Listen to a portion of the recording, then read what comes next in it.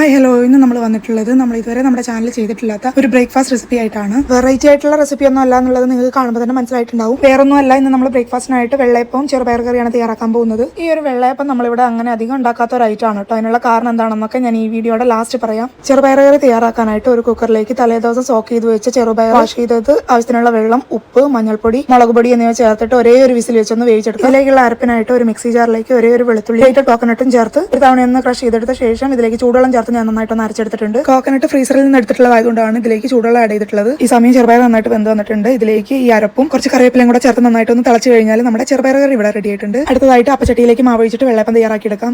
ഒഴിച്ച മാവ് കാണാനില്ല. ഇടയ്ക്കിടയ്ക്ക് എന്റെ മാജിക്കിന്റെ ടാലന്റ് ഒക്കെ ഞാൻ കിച്ചണിൽ കാണിക്കാറുണ്ട്. വെള്ളപ്പം ആ അടപ്പിൽ ഒട്ടിപ്പിടിച്ചിരിക്കുകയായിരുന്നു. പിന്നെ ഇത് കരിഞ്ഞതല്ല, എനിക്ക് ഈ ഒരു പരുവത്തിൽ വെള്ളപ്പം കഴിക്കുന്നതാണ് ഇഷ്ടം. അതുകൊണ്ടാണ് ഞാനിവിടെ വെള്ളപ്പം ഉണ്ടാക്കാത്തതിന്റെ ഒരു കാരണം എനിക്ക് ഈ ഒരു മാവ് കറക്റ്റ് ആയിട്ട് വരാറുണ്ടായിരുന്നില്ല. അടുത്ത കാരണം തേങ്ങാവെള്ളം എപ്പോഴും ഉണ്ടാകാറില്ല എന്നുള്ളതാണ്. എന്നാൽ ഇത്തവണ തേങ്ങാവെള്ളം കിട്ടി, മാവ് നന്നായിട്ട് വരികയും ചെയ്തു. അത്രയും വീഡിയോ. Happy breakfast. ബൈ.